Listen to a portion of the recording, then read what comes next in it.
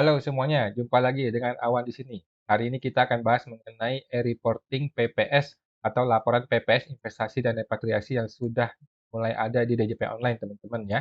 Oke, BTW disclaimer dahulu guys ya. Kita perlu disclaimer bahwa isi video ini bukanlah saran profesional konsultan pajak, teman-teman.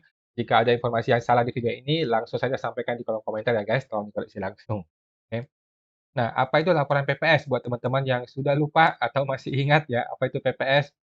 Laporan PPS ini adalah bagi peserta PPS yang dulunya melaporkan harta, ya. Yang pertama, jika Anda lapor harta dari luar negeri yang Anda berkomitmen bawa pulang ke dalam negeri. Oke, itu satu. Itu laporan repatriasi perlu dilaporkan. Yang kedua adalah jika Anda lapor harta yang komitmen diinvestasikan di Indonesia. Oke, yang tadi itu luar negeri bawa pulang ke Indonesia. Yang kedua adalah yang harta komitmen diinvestasikan di Indonesia. Investasi maksudnya apa? Maksudnya itu adalah Anda beli SBN khusus PPS ya, SBN atau surat berharga negara seri khusus untuk PPS. Oke, Anda kalau belum tahu langsung tanyakan ke bank Anda, ke bank atau di bank manapun di tempat Anda menabung gitu, tanyakan ke CS di bank tersebut, saya mau beli SBN khusus PPS gitu. Mereka sudah paham. Ya. Berapa lama perlu dilapor? Yaitu 5 tahun berturut-turut ya, atau istilahnya holding period. Nilai PPS yang direpatriasi atau yang diinvestasikan harus ditahan selama 5 tahun. Sorry, ketiga, 5 tahun berturut-turut ya, teman-teman. 5 tahun berturut-turut. Eh, Kapan batas waktunya?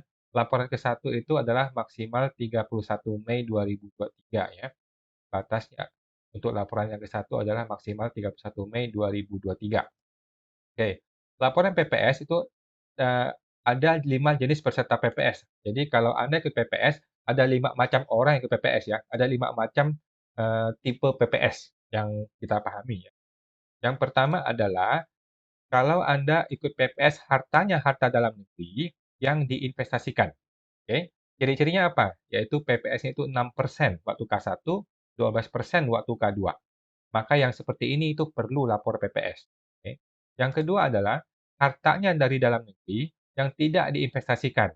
Oke. Ini ciri-cirinya adalah PPS K1-nya bayar 8%, PPS K2-nya 14%. Ya. Ini tidak perlu e-reporting PPS ya, teman-teman. Nomor 3 dan nomor 4. Ini sama seperti yang di atas, tetapi ini harta luar negeri. Harta luar negeri yang direpatriasi, artinya dijanjikan, dikomitmenkan bawa pulang ke Indonesia, kemudian diinvestasikan. Nah, tarifnya sama nih, 6% dan 12%. Ini apakah perlu lapor? Yes, perlu lapor. Ada 2 laporan ya, teman-teman. Laporan repatriasi 1 dan laporan investasinya 1. Dia mesti lapor 2 itu. Oke. Yang keempat adalah PPS harta luar negeri yang direpatriasi, bawa pulang, tetapi tidak diinvestasikan. Itu pilih yang 8% atau 14% dahulu. Ini apakah perlu lapor? Yes, perlu lapor repatriasi namanya ya. Jadi walaupun tidak investasi, tetapi dia bawa pulang ke dalam negeri, dia perlu lapor repatriasi namanya. Nomor 5, PPS harta luar negeri yang tidak direpatriasi dan tidak juga diinvestasikan. Ciri-cirinya adalah waktu dulu bayar 11% dan 18% di PPS-nya. Oke. Ini perlu lapor? Tidak perlu lapor. Ya. Jadi hanya yang warna hijau saja yang perlu dilaporkan. Oke. Nah, batas waktunya kapan? Batas waktunya yang pertama dan kedua itu tidak usah lapor ya. Untuk yang repatriasi. Repatriasi ini investasi, teman-teman. Ada 2 jenis laporan ya. Tapi repatriasi dan investasi. Yang repatriasi, untuk yang luar negeri repatriasi, itu 30 September 2022. Ini batas waktu untuk repatriasi, sorry. Ini batas waktu repatriasinya ya. Batas waktu untuk masukin ke dalam negeri adalah 30 September tahun lalu nih, tahun 2022. Batas waktu untuk investasinya adalah 30 September 2023, tahun ini 2023, 30 September. Oke. Kemudian e-reporting yang pertama kapan? E-reporting yang pertama itu batasnya adalah 31 Mei 2023. E-reporting yang kedua adalah 31 Maret ya teman-teman. 31 Maret 2024 tahun depan. Selanjutnya 31 Maret 2025, 2026, 2027, 2028. Oke. Apakah e-reporting sampai 5 kali atau 6 kali? Nah, ini nanti tergantung dari Anda ya. Kalau Anda sudah sudah investasikan semua di 2022, maka cukup 5 kali. Tapi kalau Anda investasikannya setengah-setengah di 2022 dan setengah lagi di 2023, maka akan ada 6 kali laporan e-reporting Anda. Oke. Sampai di sini teman-teman ya. Nah, yang kedua, cara lapor PPS-nya bagaimana? ada 2 macam teman-teman ya, repatriasi dan investasi. Kita lihat ke Google Chrome, masuk ke DJP Online, di menu layanan dan menu e-reporting PPS. Oke. Kalau belum ada menunya, lakukan aktivasi fitur di DJP Online, di menu fitur. Oke, kita lihat, kita masuk teman-teman ya ke DJP Online. Contohnya,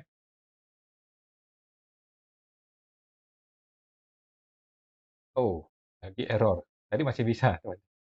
Coba kita tes lagi, masuk lagi,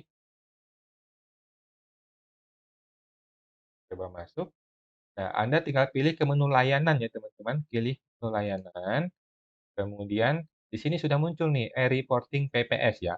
Kalau ini belum muncul, teman-teman tinggal klik di atas kanan, kemudian pilih profil, kemudian pilih yang namanya aktivasi fitur di sini. Klik satu kali, maka munculkan yang ini e-reporting PPS. Mana e-reporting PPS?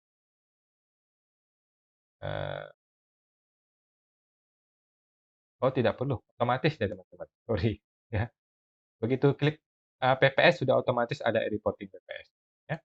Nah, teman-teman tinggal pilih layanan, kemudian pilih yang namanya e-reporting PPS. Klik satu kali.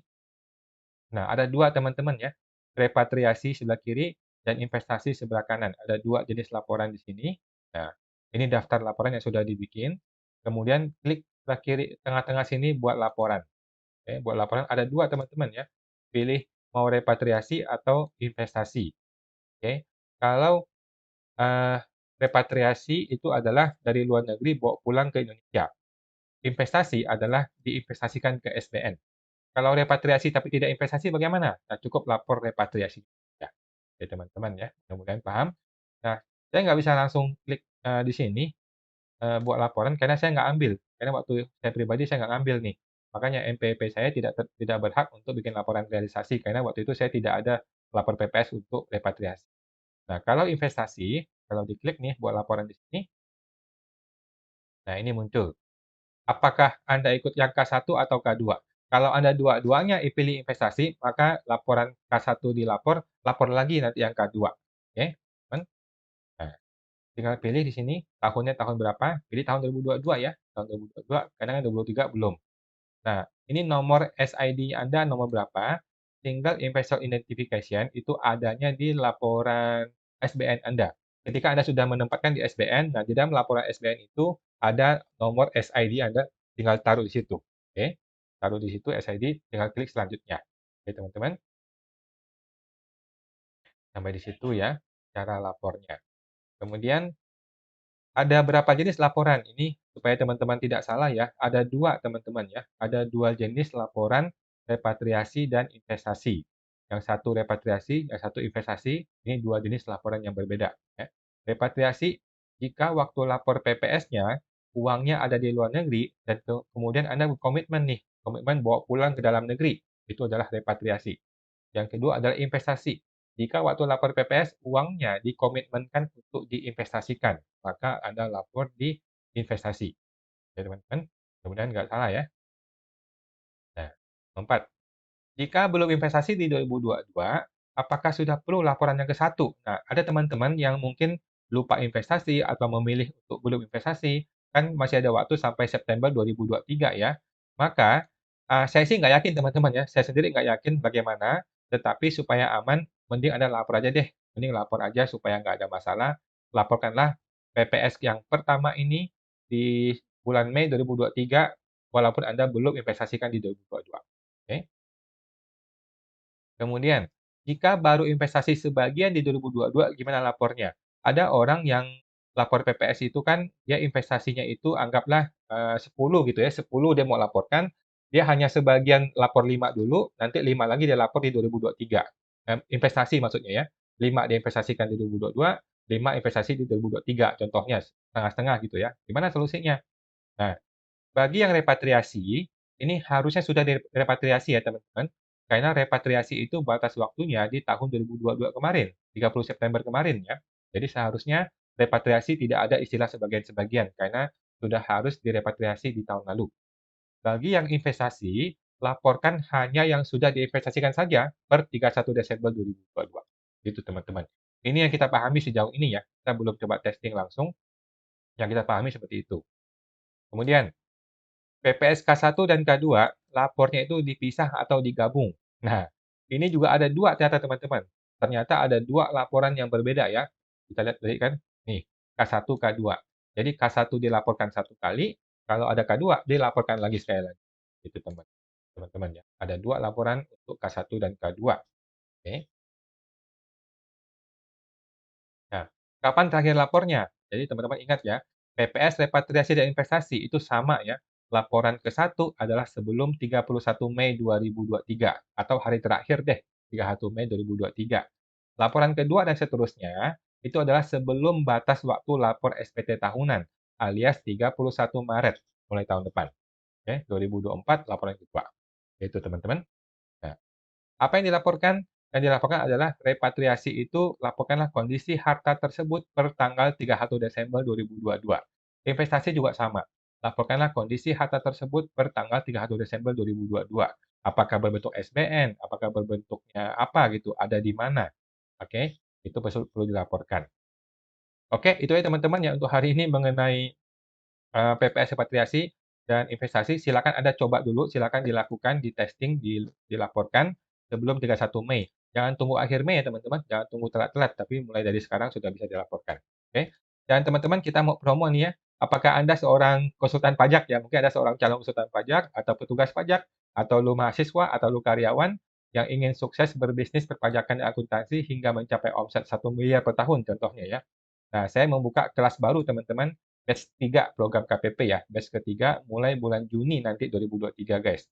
Di pelatihan KPP ini Anda akan belajar cara mengembangkan bisnis perpajakan Anda dan akuntansi ya, perpajakan dan akuntansi hingga menjadi miliarder di era digital dalam kurang dari 2 tahun ya, dengan pelatihan intensif step by step dan live coaching online selama 3 bulan penuh teman-teman ya. Jadi kita akan langsung bertemu secara online, secara langsung ya, tapi live ya, online 3 bulan penuh, bulan Juni, Juli, Agustus teman-teman, 3 bulan langsung. Nah, Anda akan tergabung dalam komunitas yang sangat eksklusif PKPP teman-teman. Terdapat video pembelajaran step by step untuk Anda, dan yang paling penting, kita akan berjumpa langsung via live coaching interaktif selama 3 bulan penuh. Oke guys, manfaatkan masa promo di bulan Mei ini doang ya, 90% bulan Mei ini. Silakan teman-teman daftar di www.programkpp.com teman-teman untuk bergabung di sana guys. Oke, sampai jumpa di kelas pertama Anda guys. Langsung masuk ke www.programkpp.com. Sampai jumpa guys.